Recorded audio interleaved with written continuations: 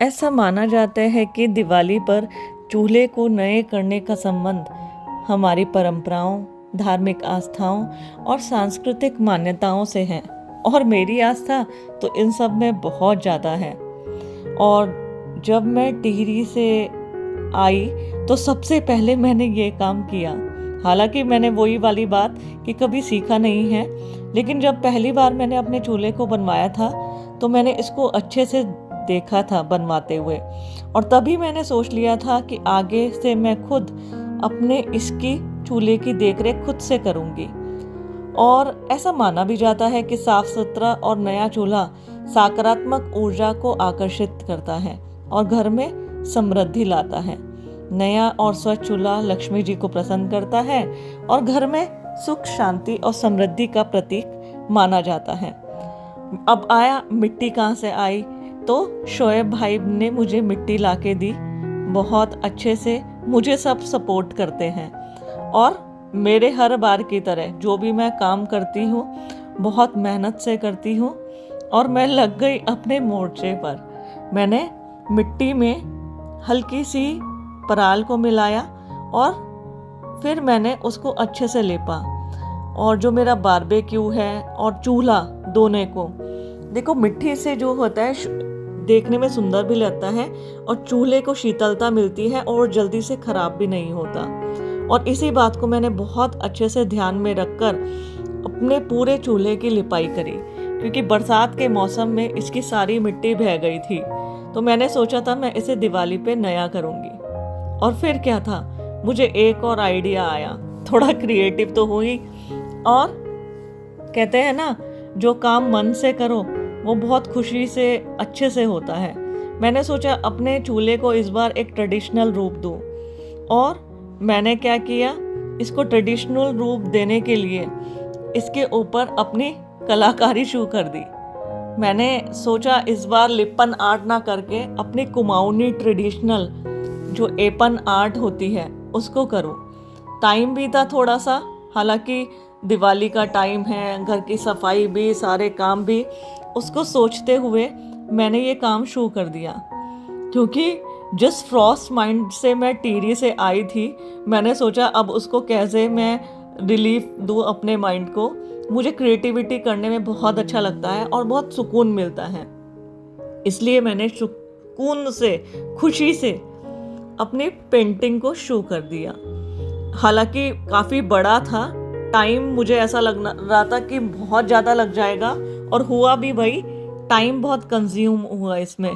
लेकिन कोई बात नहीं, समय लग जाए लेकिन जब रिजल्ट आए तो वो सकारात्मक आए। मेरी सोच हमेशा यही रहती है। खास तौर पर जिस काम को आपको करने में बहुत खुशी महसूस हो वो काम आप ज़रूर करिए। मुझे इस तरीके के कामों को करने में बहुत अच्छा लगता है जो नेगेटिव कमेंट करके मेरा और उत्साहवर्धन कर रहे हैं। मैडम को नकारात्मक कमेंट करेंगे तो पता नहीं चलेगा, तो मुझे सब पता चलता है। ये सब चीज़ें ही हमें आगे बढ़ने के लिए प्रेरित कर। आज मैं अपने चूल्हे पर जो मेरी ओपन किचन पे बना है, मैंने सोचा कुछ उसके ऊपर अच्छी सी कलाकृति करूं। तो मैंने कुमाऊनी ट्रेडिशनल आर्ट, जिसको एपन बोलते हैं, एपन अपने चूल्हे पे करने जा रही हूँ। एपन जो होता है खासतौर पर दिवाली पर और तीज त्योहार के अवसर पर कुमाऊं रीजन में किया जाता है। क्या होता था, गेरू से किया जाता था और चावल के आटे से उसको पोरा जाता था। क्योंकि ये चूल्हा है और प्रबल संभावनाएं हैं कि ये ओपन में बना है तो बारिश आने से खराब ना हो, तो मैंने इसके पेंट से बना रही हूँ। लेकिन जो मैंने इसका डिज़ाइन बनाया है वो डिज़ाइन मैंने पूरा ट्रेडिशनल कुमाऊनी डिज़ाइन इसके ऊपर बनाया है।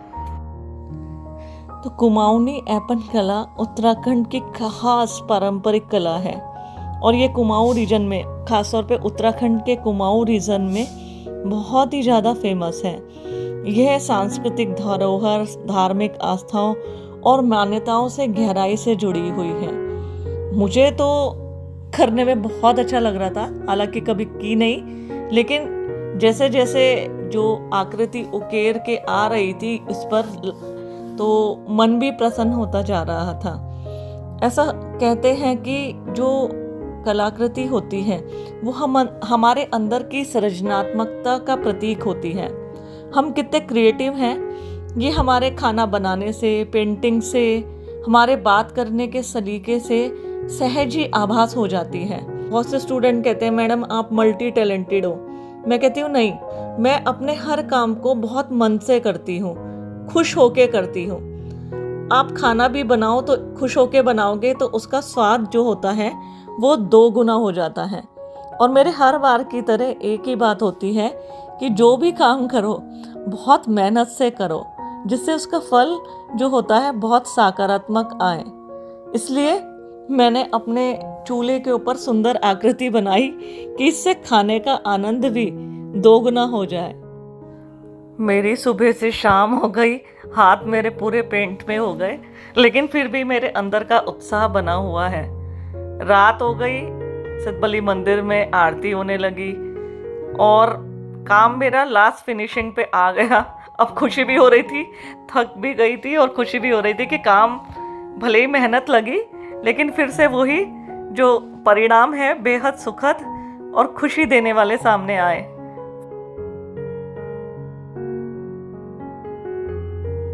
फाइनली मेरी A1 आर्ट कंप्लीट हो गई है और सुबह से मैं आज लगी थी और जो अब शाम हो गई है, लेकिन जो फाइनली रिजल्ट निकल के आया वो बहुत खूबसूरत है।